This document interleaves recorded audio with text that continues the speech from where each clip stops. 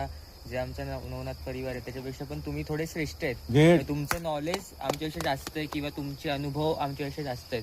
मग तुम्ही इथे पाहत असाल की इथे कोणी येत आहे म्हणजे नवनाथ महाराजांना इकडून तिकडे बसवतंय, इकडून इकडे बसवतात, पादुका इकडून इकडे करतात, इकडून इकडे करतात. त्याचं एक छोटंसं स्पष्टीकरण तुम्हाला देतो.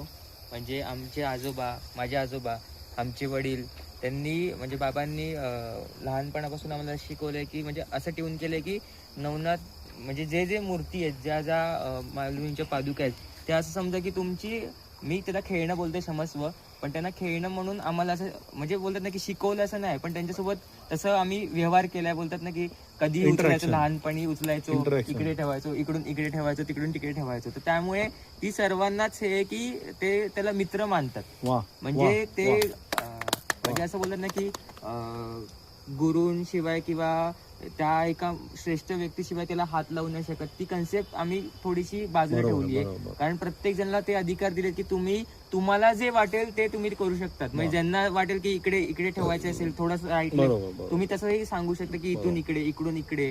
म्हणजे आमच्या नवनाथांना असं नाही की असंच ठेवलं पाहिजे किंवा इकडून इकडेच ठेवलं. अलग निरंजन ती उद्या ते गाडीवर असेल. आम्ही गाडीवर मूर्ती बनवून पण आम्ही त्याला मिरवणूक केली आहे. म्हणजे दादांच्या गाडीवर पण आम्ही वारीच्या वेळेस हे केलंय. ती मूर्ती तुम्हाला दुसऱ्या दिवशी तुम्ही बोलाल अरे इथे मूर्ती नाही, इथे मूर्ती होती, ती इथे मूर्ती कुठे गेली, ती आम्ही कदाचित चिंद्राला नेऊ. कारण आम्हाला कसं आहे की जिकडे एनर्जी असेल तिकडे ती मूर्ती हलते आणि ती चलित स्वरूपात आहेत. आणि त्याच प्रत्येक एनर्जीला ते सेट करून चाललेत. म्हणजे जे जे स्थान आहेत आमची नाथांची किंवा जे जे आम्हाला वाटेल तर तिकडे तिकडे आम्ही ती मूर्ती नेतो आणि तिकडची ऊर्जा इकडे लागते. तर ती ऊर्जा आम्ही सर्वीकडे म्हणजे बोलतात ना की प्रसरवण्यासाठी ती आम्ही फिरवत असतो. आणि तेच म्हणजे तुम्हाला असं वाटायचं की यांचं असं कसं चालू आहे, आज पादुका थोडा हलल्यात, इकडे पादुका स्थापित होत आहेत, अरे इकडून इकडे उचलतात, तिकडून तिकडे उचलतात. सोन्यादानी ते पादुका काढल्या, अरे पादुका निघाल्या, तर दाखवायला निघाले बाबांना की पादुका काढल्या.